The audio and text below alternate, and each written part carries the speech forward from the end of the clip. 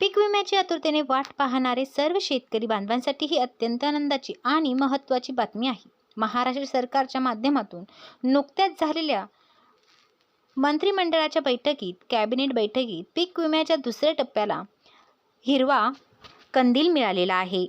पहिला टप्पा वितरित होऊन 1 महिना पूर्ण झाला असल्याने दुसरा टप्पा कधी मिळणार आहे याची शेतकरी मोठ्या आतुरतेने वाट पाहत होते. आज पार पडलेल्या मंत्रिमंडळ बैठकीत या संदर्भात अतिशय महत्त्वाचा निर्णय घेतलेला आहे.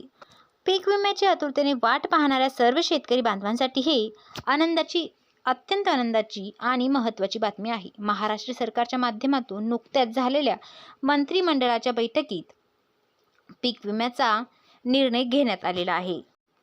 तर शेतकरी मित्रांनो, या आंदोलनानंतर कृषी मंत्र्यांनी तात्काळ आणि स्पष्ट विधान केले आहे. आज दुपारी 2 वाजल्यानंतर पीक विमा शेतकऱ्यांच्या बँक खात्यामध्ये वितरित करण्यात येईल.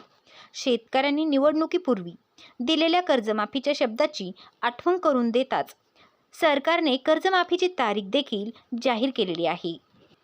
पीक विम्याचा दुसरा टप्पा मंजूर करून तो तातडीने वाटप व्हावा यासाठी 3600 कोटी रुपयांचा धनदेश चेक बँकेंना देण्यात आलेला आहे. स्पष्ट झालेला आहे. यामुळे 18 जिल्ह्यांमधील शेतकऱ्यांच्या बँक खात्यात आज दुपारी 2 वाजल्यानंतर 100% पीक विमा जमा होण्यास सुरुवात होईल. ज्या शेतकऱ्याने 2022, 2023 आणि 2024 या 3 वर्षांमध्ये पीक नुकसान झालेले आहे आणि त्यांनी पीक विमा भरलेला आहे, त्यांनाच 3 वर्षाचा एकत्रितपणे पीक विमा मंजूर करण्यात आलेला आहे.